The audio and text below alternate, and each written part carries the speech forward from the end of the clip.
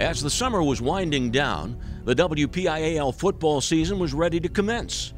There are few schools in the WPIAL that can match the history and tradition of the Upper St. Clair Panthers, and with Coach Jim Render back for his 32nd season, the expectations at USC were understandably high. The Panthers were preparing to face a challenging schedule, which included non-conference games against Quad A rival North Allegheny and perennial AAA power West Allegheny. Also, USC would be competing in the always difficult Great Southern Conference. The schedule featured a home game against defending conference champion Bethel Park and a regular season finale showdown at arch rival Mount Lebanon. Though the team was returning a number of players at key positions from the year before, the Panthers would be a fairly young team with only 12 seniors on the roster. Upper St. Clair would be looking for its sophomores and juniors to grow up quickly on the field and to bond with those 12 seniors to form a team that could challenge for both the conference and district titles.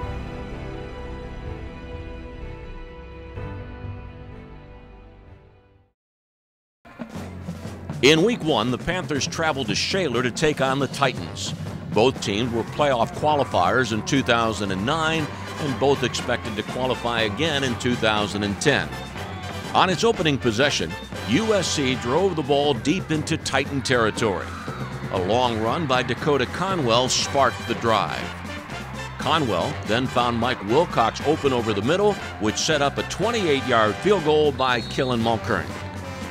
The USC defense stood tall in the first half as it shut out the Titans. With the defense doing exceptional work, the offense finally broke through late in the half. On a 4th and 1 at the Shaler 4-yard line, Conwell took the ball around the left side and found the end zone. The score gave the Panthers a 10-0 lead at intermission. After exchanging possessions, the Panthers started to put together a drive late in the third quarter. DJ Scarton broke off a long run, and Conwell found Harris Beck down the right side for significant yardage. On the first play of the fourth quarter, Scarton capped the drive with a 1-yard TD plunge. The Titans eventually got on the scoreboard with a fourth quarter touchdown, but the Panthers' defense continued to dominate. Shaler gained only a total of 112 yards for the game. Meanwhile, the Panthers' running game racked up over 250 yards. Led by Matt Doman, who rushed for 103 yards on 21 carries, the Panthers marched down the field late in the fourth quarter. Scarton added his second touchdown of the game, scoring from 6 yards out. Final score, Upper St. Clair 24, Shaler 6.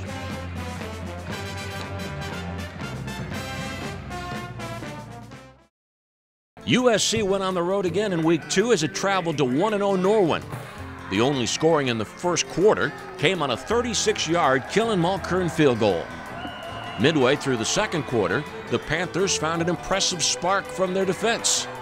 Matt Paxton picked off a Norwin pass and ran it all the way back to the Norwin 5-yard line. The interception and return set up a Matt Doman touchdown run. Meanwhile, the Panthers' defense continued to frustrate the Knights. A bad snap on a Norwin punt gave USC great field position, and it would capitalize. Dakota Conwell hooked up with Mitchell Fawcett to get inside the 10-yard line. Zach Dietrich took a handoff and powered his way to the 1-yard line. Conwell finished off the drive with a touchdown on a quarterback sneak. Upper St. Clair was not done scoring yet. The defense recovered a Norwin fumble that gave the offense another short field. This time, Dietrich sprinted into the end zone from 9 yards out. The score gave the Panthers a commanding 24-0 lead at halftime. USC finished the game off early in the third quarter. A long run by Dakota Conwell got the Panthers deep into Knights territory. The drive was capped off when Conwell connected with Fawcett for a 7-yard pass and catch. The score pushed the lead to 31-0. Upper St. Clair's defense did the rest. The Panthers held the Knights to only 81 total yards and shut out Norwin. The victory improved the Panthers' record to 2-0.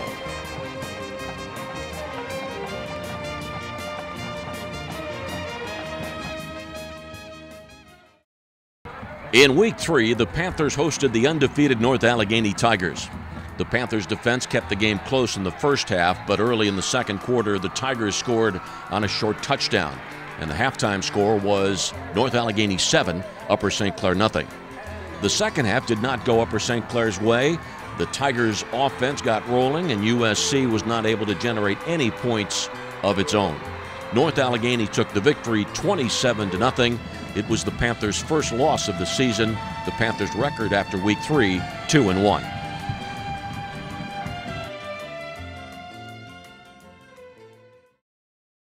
In week 4, Upper St. Clair hosted the undefeated Indians of West Allegheny. USC got the ball to start the game and went immediately to work. Dakota Conwell connected with Harris Beck deep down the middle. Conwell finished the drive when he burst through the right side of the line and into the end zone. USC kept the offensive momentum rolling on its second possession. Conwell continued to run the ball well for the Panthers. Deep in Indians territory, Conwell dropped back to pass and found Jack Schwabe in the end zone for a touchdown. The score pushed the Upper St. Clair lead to 14-0.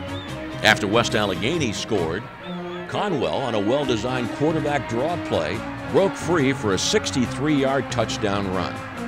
But West Allegheny would not go away and scored another touchdown before the half. The score at the break, Upper St. Clair 21, West Allegheny 14. The offensive fireworks from the first half cascaded into a defensive struggle in the second half. West Allegheny scored the only points of the third quarter, but a blocked extra point allowed Upper St. Clair to retain a 21-20 lead going into the fourth stanza. Conwell continued to run hard, and the Panthers' offense finally started to move the ball in the second half. With just over 9 minutes left in the game, Conwell found Jack Schwabe in the right flat for another touchdown. The score and extra point pushed the USC lead to 28-20. The defense stepped up on the next possession and made a huge stop. Drew Newman racked up a sack, and then Matt Paxton knocked away a pass that forced the Indians to punt. The Panther offense kept the ball on the ground and converted a few first downs that eventually allowed the Panthers to kneel down and run out the clock. The final score, Upper St. Clair 28, West Allegheny 20, the Panthers 3-1.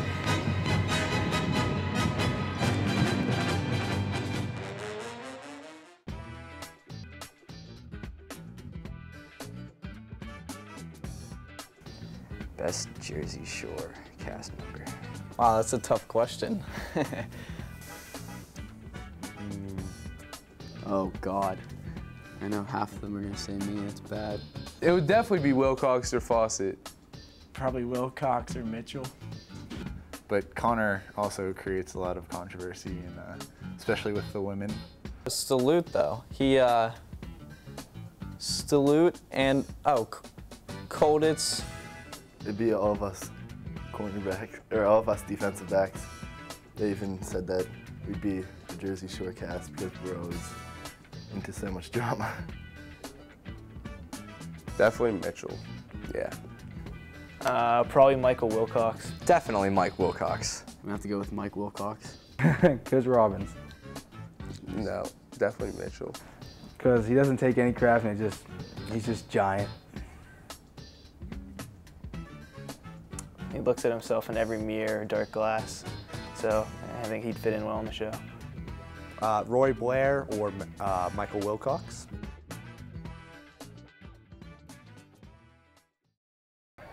In week 5, the Panthers hit the road for a conference opener against the Baldwin Highlanders.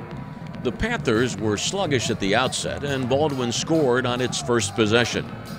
Late in the first quarter, trailing 7-0, the Panther defense came up with a significant play. Jack Schwabe batted the ball into the air, and Harris Beck caught it and plowed into the end zone. And the next time Upper St. Clair got the ball, and it got its offense rolling. Matt Doman ran into Highlander territory. Dakota Conwell finished off the drive with a 9-yard touchdown run. The score and extra point gave USC a 14-7 lead. Ryan Boyd's interception of the Baldwin pass got the Panthers the ball back, and the offense did not take long to capitalize. Mitchell Fawcett took a handoff around the left end and raced 50 yards down the sideline for a score.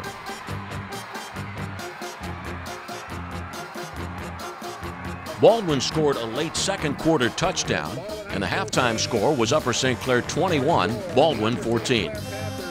In the third quarter, the Panthers expanded their lead. Conwell connected with Mike Wilcox for a 30-yard touchdown. USC's defense shut out the Highlanders in the third quarter, and with time winding down in the quarter, Conwell scored again on a 9-yard run that gave the Panthers a 35-14 lead. A 22-yard Jay Horton field goal finished the scoring for Upper St. Clair. USC's defense continued to pressure the Highlanders. Interceptions by Conwell and Wilcox prevented Baldwin from gaining momentum. The Highlanders did score late in the game, but little else went right for Baldwin. As time ticked away, Upper St. Clair improved its record to 4-1 with a 38-22 victory.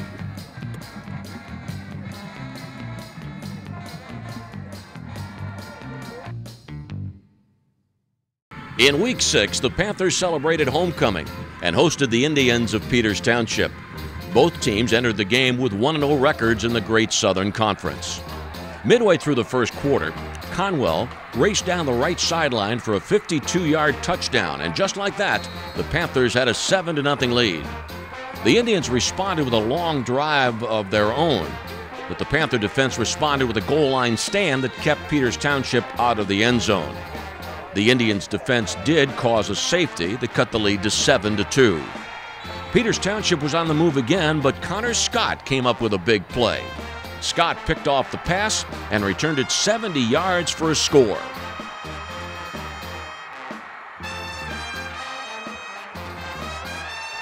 After a defensive stop, Upper St. Clair had the ball back again. Conwell connected with Mitchell Fawcett, and the Panthers were in business inside the Indians' 10-yard line. Conwell capped the drive off with a 5-yard touchdown run. USC's defense was stout throughout the half as it stopped the Indians' rushing game and pressured their quarterback. The Panthers had a 21-2 lead at halftime. Peters Township cut the USC lead to 21-9 when it scored late in the third quarter. The Panthers, however, did not waste any time in responding. Conwell connected with Fawcett in the left flat, and then Fawcett did the rest. The pass and catch tallied 54 yards and gave USC great field position. Conwell finished the drive with his third rushing touchdown of the evening, this time from 10 yards out. The score pushed Upper St. Clair's lead to 28-9. The Indians tallied one more late score, but the game belonged to the Panthers. The 28-16 win moved Upper St. Clair to a 2-0 conference record and 5-1 overall.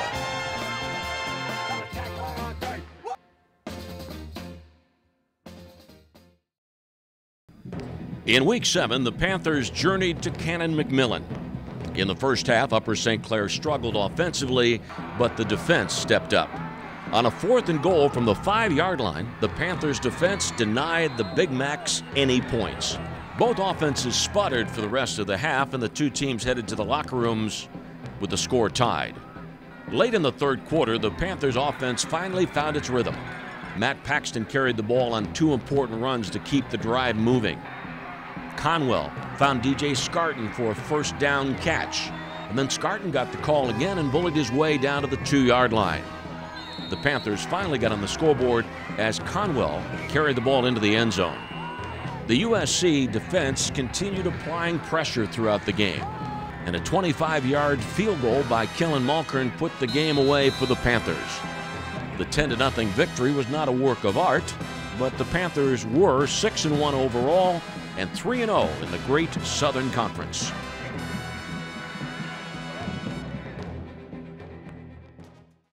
In Week 8, Upper St. Clair hosted the Blackhawks of Bethel Park. Bethel Park had won the previous 2 regular season meetings, and the Panthers were determined to end that slide. USC started quickly. Dakota Conwell broke a long run that gave Upper St. Clair a 1st and goal.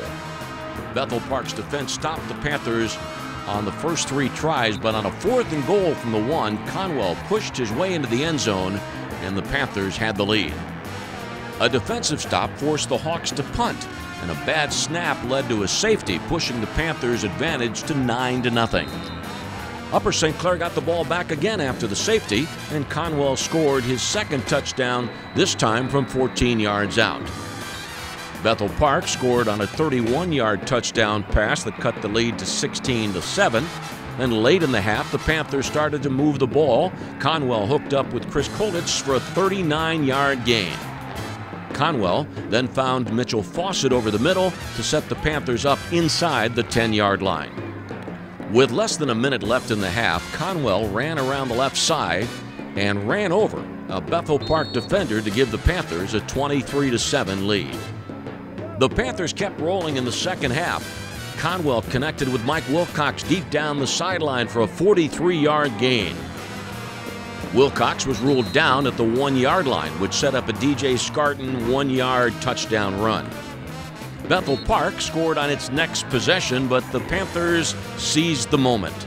Conwell burst free down the right sideline for a 43-yard touchdown run that gave USC a 37-14 lead. Upper St. Clair was not done scoring yet. Late in the fourth quarter, the Panthers started to drive, led by Connor Scott. Scott broke a long run deep into Bethel Park territory. He then pushed his way down to the 1-yard line, which set up a 1-yard touchdown run. The score, an extra point, gave the Panthers a 44-21 victory. The impressive win moved USC to 7-1 overall and undefeated in conference play.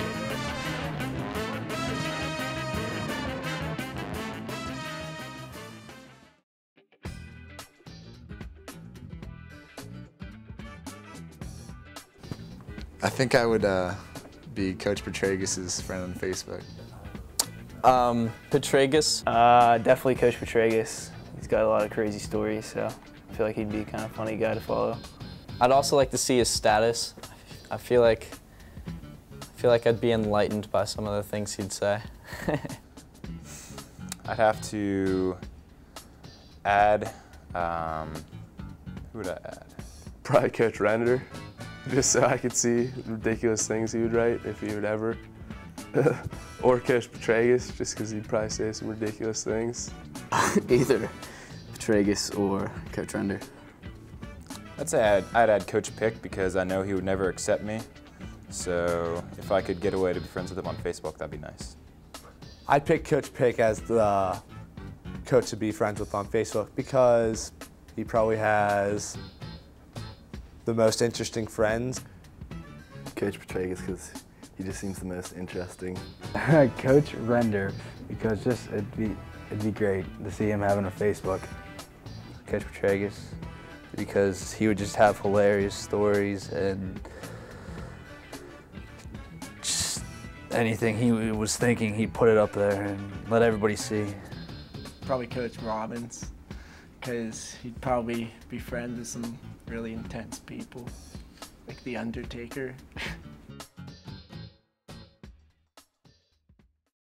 In Week 9, the Panthers navigated north on Route 19 to face their rivals, the Mount Lebanon Blue Devils.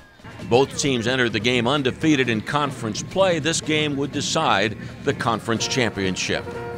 On the opening kickoff, the Blue Devils fumbled the ball and USC's Zach Dietrich recovered it. Upper St. Clair's offense got out of the gates quickly. Connor Scott burst through the line for a first down. Dakota Conwell carried the ball up the middle inside the Lebo 5-yard line to set up a 1st and goal. Conwell took the ball again and pushed his way into the end zone to give USC a 7-0 lead. That would be all the scoring, however, for either team in the first half. The Panthers' defense stopped the Mount Lebanon running game and applied pressure to the passing attack. Late in the third quarter, the Panthers' offense got going again. Conwell found Mitchell Fawcett open for 19 yards. The catch set up a 32-yard Killen Mulkern field goal. The kick pushed the Upper St. Clair lead to 10-0. A long kickoff return set up a short pass and catch touchdown for Mount Lebanon. The Blue Devils would go for 2 and convert to make the score Upper St. Clair 10, Mount Lebanon 8. A controversial fumble call gave Mount Lebanon the ball back, and a quick score gave the Blue Devils a 14-10 lead. The Panthers would get one last chance with the ball. On a 4th down, Conwell found Wilcox for a 1st down. with 13 seconds remaining, USC had 2 shots at the end zone. The first pass fell just out of the reach of Wilcox, and on the final play of the game, a Blue Devil defender knocked the ball away. Mount Lebanon won 14-10. The loss dropped Upper St. Clair to 7-2 on the regular season and meant that they would finish second in the Great Southern Conference.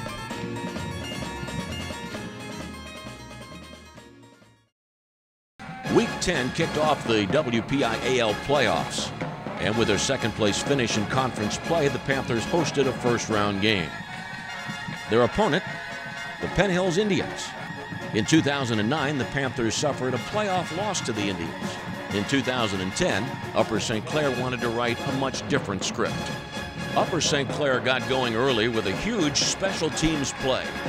Mitchell Fawcett fielded a Penn Hills punt and returned it 60 yards for a touchdown that gave USC the lead. The Panthers' defense came up with a key play as Austin Steffen picked off a Penn Hills pass that gave the USC offense excellent field position. Conwell broke free of the Indians' defenders and rushed 37 yards for the score. USC led 14-0. A quick strike from the Indians' offense narrowed the lead to 8 points. A late quarter Panther drive set up a 30-yard Killen-Malkern field goal that gave USC a 17-6 lead.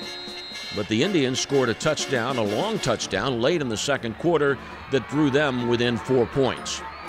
Upper St. Clair running back Connor Scott broke a long run that moved the Panthers deep into Indians territory.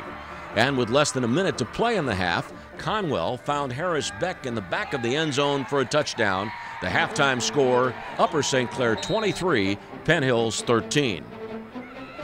The Panthers took the ball to start the second half, and the Panthers kept the ball on the ground on this drive. Scott and Conwell carried the load as USC marched down the field. Scott finished off the drive with a 4-yard run that gave the Panthers some breathing room. Scott capped off his huge night with a 22-yard touchdown run late in the third quarter, and it extended the Panther lead to 37-13. The Indians notched a meaningless fourth quarter touchdown, and there was no doubt about it that tonight was Upper St. Clair's night. The Panthers rushed for 312 yards. The final score, the Panthers 37, the Indians 21, and the Panthers moved into the WPIAL quarterfinals.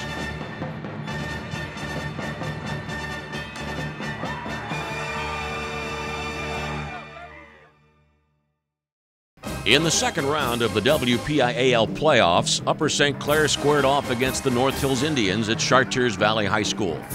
The first half of the game was not kind to the Panthers. On a long fourth down play late in the first quarter, North Hills connected on a 27-yard pass that gave it an early lead. The Indians scored again on a 10-yard run that gave them a 13-0 lead. And late in the half, the Indians drove the ball deep into Panther territory. An Indians field goal as time expired at the end of the first half sent Upper St. Clair to the locker room, trailing 16-0.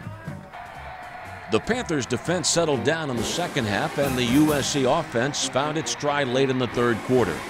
Conwell scrambled left and eventually found a wide-open Chris Kolditz in the end zone. Trailing 16-6, Upper St. Clair went for the two-point conversion. Conwell hooked up with Harris Beck for a successful conversion, bringing the Panthers within 8 points. The Upper St. Clair defense held its ground and gave the offense a drive midway through the fourth quarter.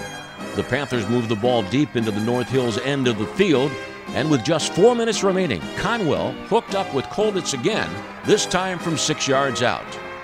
Trailing 16-14, USC went for 2 points again. Conwell's keeper was stopped this time, and the Panthers continued to trail by 2. USC forced a North Hills punt and got the ball back with less than a minute remaining. But unfortunately, the offense of the Panthers could not move the ball this time, and time ran out on the Upper St. Clair comeback attempt. North Hills advanced with a 16-14 victory. So the curtain had come down on the USC season. The Panthers finished 8-3. This 2010 edition upheld the high standard of Upper St. Clair football. The 12 seniors did not finish their careers with a championship, but they were able to leave their marks on a sports program which has, for decades, helped define the spirit of excellence of Upper St. Clair.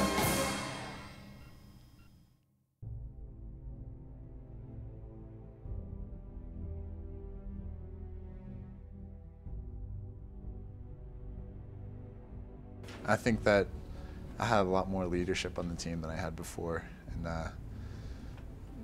I think people looked up to me more. Not a lot more, but I could tell. Playing on the field with all my friends and coming out under the lights, I'll always remember that.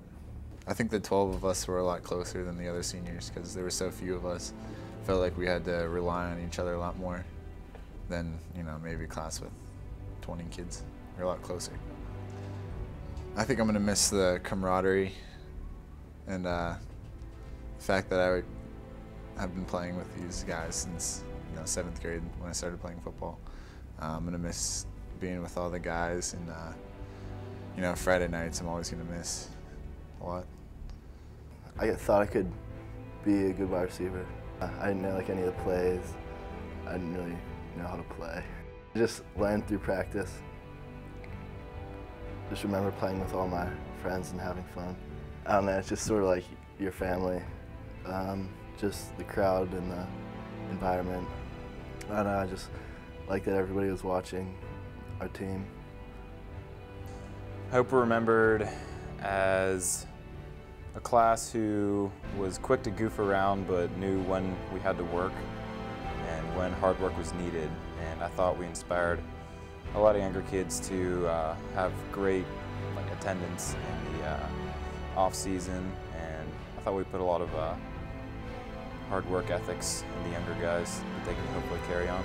I'd say it's a tie between the run out on the field and looking up at the crowd and seeing everyone cheering, and the feeling you get when you come back in the locker room and everyone's just so pumped up after we won a big game. It's just an indescribable feeling. I guess I learned how to work hard for something, and that as a team, just a small group of guys can accomplish a good bit. Yeah, I mean, you have to lead, and it's just different, You look forward to being a senior ever since you've been a freshman, and it flew by. It was so quick. Just the feeling. All day you're just looking forward to 7:30, and you get to the school around 4, you get into the meetings, and you get taped up, and you just know you're about to play at 7:30. It's a good feeling. I thought it was good for our team. I mean, there were only 12 of us, and we kind of moved around the locker room and got to know everybody, and we were all friends. There wasn't anybody on the team that we didn't like, so it was really tight in the locker room, and we didn't have many problems. And even if there were problems, we would get over it, just right away, and everybody was fine. I don't know, it's your last year, and I remember asking players who I've played with in the past that, what's different, and I mean, the year does go by a lot faster. The season felt like it was way too fast, and I'm going to miss playing football because you have to look forward, and I miss it already. I think it helped us as a team. I don't know, you look at the past senior classes, and they weren't all as close. I mean, yeah, we don't necessarily hang out with each other on the weekends, but in football, with it being just 12 of us, it was more I don't know, it was easier to get along with each other. Running out on the field was probably the best feeling. I don't know, you grow up wondering what it's like to play in front of a lot of people, and playing under the lights Friday nights, one of the bigger thrills that you get to experience playing high school sports. Well, since I hadn't been there for other years, it was a little bit, I didn't know what it felt like to have a big senior class, but we were all a really close-knit class, so really no different from any other team. The last game, I think Coach Render he definitely said this after the game, but it was really a trademark moment of how well we could do. We were behind 14 points, and we really rallied as a team, and I feel that moment will always stand out to me. I was expecting a pretty good year, you know. Maybe a Whitfield title run, few ups and downs. I think we pretty much met my expectations. Probably the anticipation of the game, sitting around the locker room with your friends, your teammates, kids you've been with the past 10 years of your life, waiting to go on the game, running onto the field, and then playing, obviously. With such a small class, you see more of a relationship with everyone, as in with bigger classes, you might see less knowing of each other with everyone. What I'm really gonna miss, being around my teammates, all the memories we've formed, all the great times we had. I think working with people and depending on other people, not just yourself, to get things done is something to learn. And even being like a leader on the team is probably something I'll take away from football. Kind of the leadership role where everybody looks up to you. And there's a lot of new juniors that started or sophomores, so you kind of had to show them the way, and everybody kind of looked up to you to be a leader. Probably beating Penn Hills. That was the first playoff game we've won since we've been in high school or on the team, because we kind of wanted to finally win a big game. You know, not that we didn't win big games before, but as seniors, kind of winning a playoff game and making that next step as a team was important. I'm definitely going to miss playing every Friday night with my best friends. You know, that was kind of unforgettable, and you know, every time coming out of that locker room and playing every game and playing as hard as you could, knowing it could be your last, especially your senior year, was really memorable. I hope they remember our class as the class that we overcame the hurdle of that first Whitfield playoff game. And the two senior classes before us hadn't made it past that first round. So I think our legacy wants to be that we were the ones to make that, to go the extra step. I'll miss just the camaraderie between our senior class, and just like practices weren't the most fun, but like the conversations we would have during practice and just the friendships, because the friendships were so close, knowing that we were all working for a common goal. It just made us that much closer as friends. It was a little intimidating. I mean, because they're all more experienced than I am. So, but I mean, I did well. I mean, they took me in, so I was pretty happy with that. Just the adrenaline rush. Everyone's there, just cheering on a team. It's real fun. Peters Township game. It was probably the most fun. I hit so many kids that game. The quarterback leveled him. That was the best. That was probably one of my favorite games. All the fun I had, coming back and just being being just part of this huge family. Even though I wasn't on the team as long as everyone else, they still just took me in, and it was fun. That's what I remember the most. It's just the most fun you can have on a team. Just going out there, you know, with people who we've done it for, how many years? 9 years. Been playing with these guys, you know, so it's fun. I think it was just bonding with people who you normally wouldn't bond with, you know, to broaden your horizon of friends. I think that'll help me in the long run. Being a small class, we got to watch a lot of the older classmen, how there was like 20 kids in a class, and there was different like cliques here and there, and in ours it really wasn't. You know, everybody was friends. We all talked about the same stuff, and everybody seemed to get along better. Expectations were high. You know, it's your senior year, you want to win. I thought we had a lot of key players coming back. We kind of lacked senior line. We had 2 players, but we had younger kids step up. The crowd always gets me going when we have like a big crowd and someone makes a big play and you can hear everyone cheering. Different is playing as a senior. I think there's more expected out of you.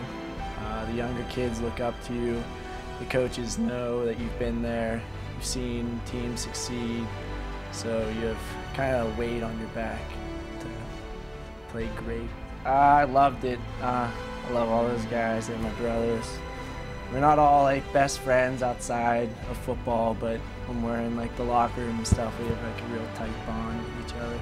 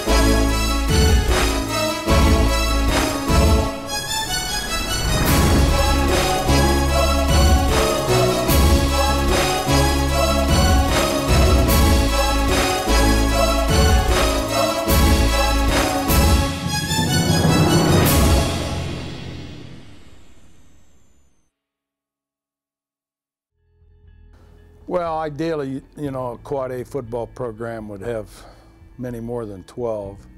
As it turned out, we only had one offensive senior lineman and one defensive senior lineman, which, you know, that's not enough. The seniors we had, you know, that was a great group, and they all contributed. They all found a way to contribute. But, you know, in an ideal situation, we would probably need, we'd like to have 25 seniors, double what we've had. Well, certainly, yes, you know, we wanted to win a playoff game. We wanted to win several. But, you know, it was Penn Hills again at home, and, you know, their record never indicates their worth.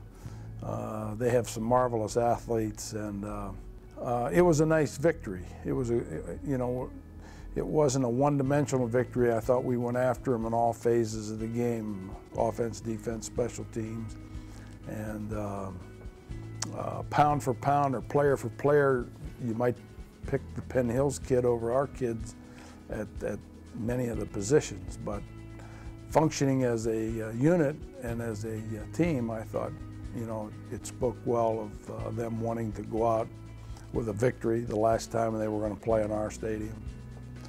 You know, we had some nice victories, and you know, there's plays in those games that really stick out in my mind. For instance, the Peters Township game, Connor Scott intercepted the ball and ran it back past their best player, the quarterback who threw the ball, and scored. You know, I like to see Upper St. Clair fans en masse, and I like to see the student body and the drum line and all that stuff, you know, cranked up. I like to run out there on youth night. I get a kick out of those kids looking starry-eyed at the players and slapping hands. And you know, that Friday night is by far the best night. That's the night you get to compete and line up and see if your hard work's paid off. And well, this group did not win any championship at the conference level. Didn't win a WPIL, but you know, they were shorthanded virtually all the time. They were missing parts, and so, you know, they were small but mighty, and I still think that this class, as well as the rest of the team, if you're going to play Upper St. Clair on a Friday night, you're going to be in for a hard night's work. Pack your lunch, because it isn't going to be easy. And that's a credit, you know, to those young men. And we had some seniors that were very competitive people, and they were going to do their best, give their all. Effort, passion, competitiveness, will to win, it was all there.